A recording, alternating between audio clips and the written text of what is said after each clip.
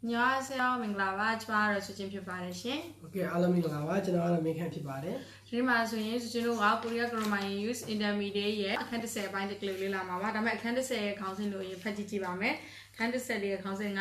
စာသုံးကိုနားထားနေတဲ့စာသုံးဆိုတာကျွန်တော်တို့တစ်ခုကိုစိတ်ခိုင်းတဲ့အခါမှာသုံးတဲ့ပတ်တန်လေးပေါ့နော်အင်္ဂလိပ်ဆိုရင်တော့ causative expression လို့ခေါ်ပါတယ်တဲ့ဒီကျွန်တော်တို့ဒီတရားကိုအမားတို့ဒီ basic မှာမသင်ခဲ့ဘူးဒီအမားတို့ခွေ intermediate အဆင့်မှာပဲသင်ရမယ့် grammar တစ်မျိုးအစားဖြစ်တယ်ပေါ့နော်ဒီကိုရီးယားလူမျိုးတွေကအမားတို့ရှေ့ခန်းမှာသင်ခဲ့တဲ့ P3 ရဲ့ဒီစာ3ရဲ့ကိုတော်တော်များများသုံးတယ်ဒါပေမဲ့အမားတို့နိုင်ငံခြားသားဒီကိုရီးယားဘာသာစကားကိုလေ့လာနေတဲ့နိုင်ငံခြားသားတွေကじゃဒီခုနကပြောသူတို့တွေကစင်တူတဲ့ check လေးတွေများတယ်ပေါ့နော်ဒါကြောင့်မို့လို့ဟိုကိုကပဲပြတိဖို့ကလည်းနည်းနည်းလေးခက်တယ်ဘာလို့ဆိုအမားတို့ပတ်တန်ကတ်တာလည်းနည်းနည်းလေးစင်တူတယ်အဲဒါအမားတို့ subject နဲ့ verb ပေါ့နော်ပြုလုပ်ခံရတာလားစစ်ခိုင်းတာလားဆိုတဲ့ဟာကိုတိတိကျကျကိုပြပြသိဖို့လိုအပ်တယ်ပေါ့နော်အဲဆိုရင်အမားတို့ခန်းတက်လို့ရင်သွားလိုက်မယ်နော်ခန်းတက်ရဲ့ကဒါနောစာသုံးလုပ်လို့ရတဲ့ဟာရဲ့ဘယ်နှမျိုးတော့ရှိရဆိုရင် ihiriki uchu ဒီမှာဆိုဘယ်နှခုပဲပို့လာရတယ်နဲ့ uchu အခုပဲပို့လာအဲ့ဒါအမားတို့ရှိမှလည်း ihiriki ကတ်တာပဲနော်ဒီမှာလည်း uchu ကတ်တာပဲအဲဆိုရင်အမားတို့စာသုံးရဲ့ဒီပထမဆုံး conversation လေးကိုဖတ်ကြည့်ကြမယ်ဆိုရင်진주가 왜 울어요? 아서인 진주가 발로 뭐라래 아서인 오빠가 진주를 울렸거든요 고가 진주고 울리다 소라 모왕 싸게 모세게 소라 부르면 아마 울려서 여자라 부르다 변변 모왕 필로케 소라 네베베အမတို့စခဲ့တယ်ဆိုရင်စလိုက်တာနဲ့တော့ငိုသွားတယ်လေအဲ့လိုငိုအောင်ပြုလုပ်တယ်ဆိုတဲ့ပတ်တန်လေးပေါ့နော်နောက်တစ်ခုကအာဂီတာဘာဘူမော့စမီတာကလေးကထမင်းစားတယ်အပြင်အမောနီကအာဂီယေကဘာဘူမောဂီမီတာအပြင်အမေကကလေးကိုထမင်းကျွေးတယ်အဲဒီမှာဆိုမြန်မာလိုဆိုတော့ထမင်းကိုစားခိုင်းတယ်လို့ပြောလို့ရှိတယ်ဒီမှာကျအမေကလေးကိုပုံစံဟာထမင်းကျွေးတယ်ဒီဖော်ပြချက်မှာတဲ့မွန်းချောင်းရဲ့ဂျူဆိုစာချောင်းရဲ့ subject ကစာရမ်လူဖြစ်ခြင်းဖြစ်မယ်ဒါမှမဟုတ်လို့ရှင်သုံးမှုပြိဿံဖြစ်မယ်စာမှုဆိုတာအရာဝတ္ထုဖြစ်ခြင်းဖြစ်မယ် subject က3မျိုးစလုံးလာလို့ရတယ်နော်အဲ့လိုအနေထားမှာတဲ့အော်3ဟင်း3ဟာကောနာဆိုဒီတခုတော့အပြုမူကိုလုပ်ဖို့ပဲဖြစ်တခုတော့ဆန်းဖက်ဆိုတာအခြေအနေတခုတော့အခြေအနေတွေဖြစ်ပေါ်လာနိုင်အောင်နဲ့ဖြစ်ပေါ်လာအောင်ပေါ့နော်ပြုလုပ်တဲ့အရာကိုဖော်ပြတယ်တခုအခြေအနေဒါပါဒီလူကိုဆိုရင်လူကိုအပြုတ်မှုတစ်ခုကိုပြုလုပ်အောင်အရာဝတ္ထုတစ်ခုဆိုတော့အရာဝတ္ထုတစ်ခုကအခြေအနေတစ်ခုကိုဖြစ်ပေါ်လာအောင်လို့အနေထားမှာအမားတို့သုံးပါတယ်တဲ့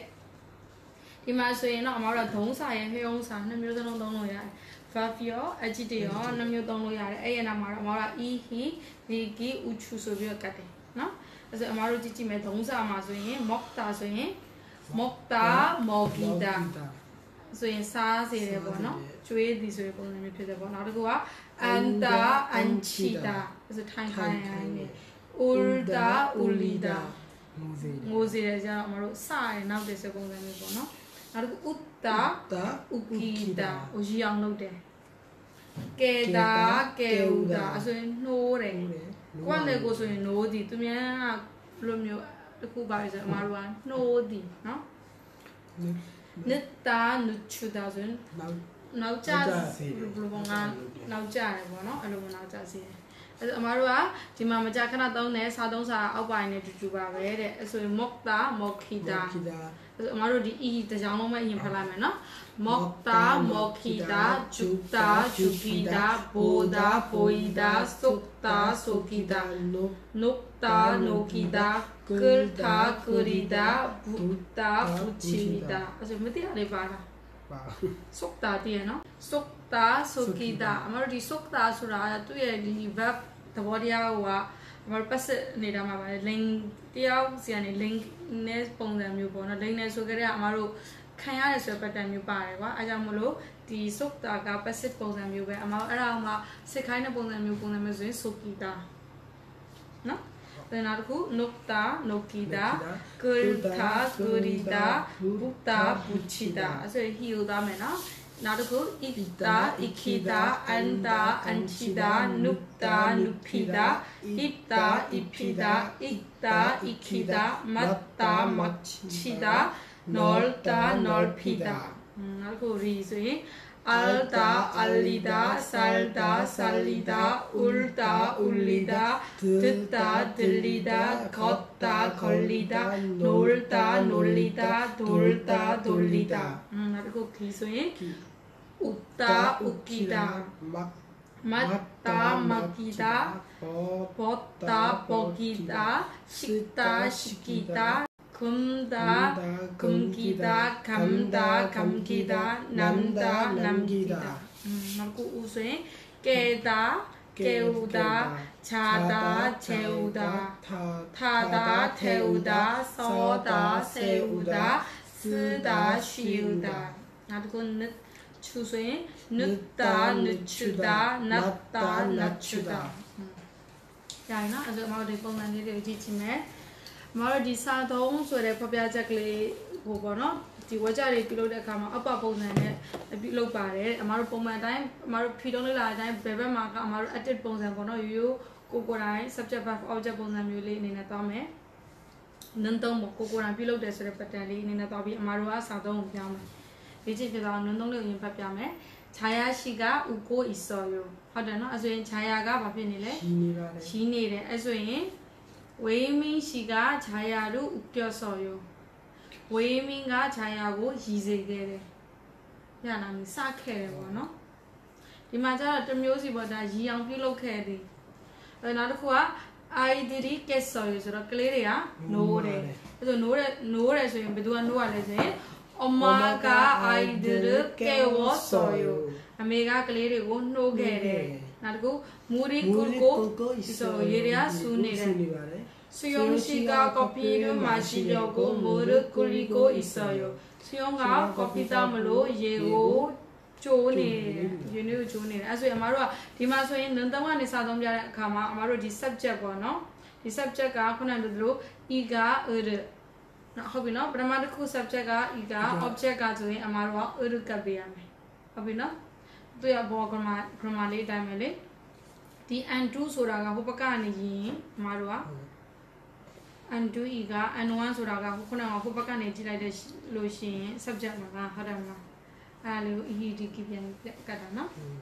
ရရလားဒီတိုင်းသူ့နဲ့သူဆိုရင်ရင်းနေတယ်သူ့နဲ့သူဆိုရင်နိုးနေတယ်သူ့နဲ့သူဆိုရင်ရေရောက်ပွားနေအဲ့ဒါကိုဘယ်သူကအဲ့လိုမျိုးဖြစ်အောင်လုပ်တာလဲဆိုပြီးစိတ်ခိုင်းတဲ့ပုံစံမျိုးတွေနော်ဒီနောက်ခုနံပါတ်2ဒီမှာဆိုတော့နန်းသုံးကိုကြည့်မယ်နော်နန်းသုံးက ega urut ထသုံးစာခုနကတော့မပြောမိလိုက်ဘူးနော်အပေါ်ကကြတော့ဂျာသုံးစာဒီအောက်ကကြတော့ထသုံးစာကကန်လို့လားမလို့လားလို့တယ်နော်ဂျာမှကန်မလို့တာဒါကြရင်ကန်လို့တယ်친구들이 사진을 봤어요. 땡해진가 대봉고 니케래 대봉고 찍해래 원아 아재 마세 소영 씨가 친구들에게 결혼식 사진들을 보여줬어요. 디마자라 디베 subject만 너무 고고랑 찍해라.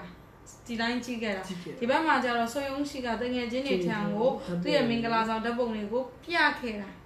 디라. 피하는 소리 받다 보나?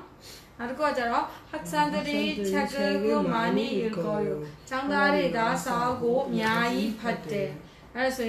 여민 씨가 학생들에게 책을 많이 읽힙니다. 여민아 장다리고 싸우기 많이 봤을게. 간게나 봤을게. 아이들이 할아버지의 이야기를 자주 들어요. 그래서 그래가 부부의 장이고 장 나타나래. 그래서 할아버지가 아이들에게 옛날 이야기를 들려주세요. 부부가 그래고 이가 장난으로 뼈뼈서 나타오시켜네 야이나 그래서 말로 보마가 디 블로비암레 밥가 간 melora va duriar ku majara kan melora va no naru ku majara mara nandong ara ma ba kap pi so hyoyongsaဆိုတာ 마루 아 공인ပြကရိယာပေါ့နော်အကြည့်တယ်ပေါ့အဲ့ဆိုရင်방이 더럽습니다 칸아 이빨이래အဲ့ဆိုရင်학생들이 방을 더럽혔습니다 야 더럽혔습니다 그래서 ကလေးတွေကအခန်းကို 니빵 နိပောင်လုပ်ခဲ့နော် အဲ့ဒါနောက်တစ်ခုဥကြကsorry ဥကြရဲ့ Nopika Nasimida အဲ့ဆိုရင်ထိုင်ကုန်ရဲ့အမြင့်နှိမ့်တယ်ထိုင်ကုန်ရဲ့ခုနကပြောအမြင့်ကနည်းနည်းလေးနှိမ့်နေတယ်ပေါ့ထိုင်ကုန်ကနည်းနည်းလေးပုနေဆိုပုံစံကိုပြောတာပေါ့နော်အဲ့ဒါဆိုရင်အပါက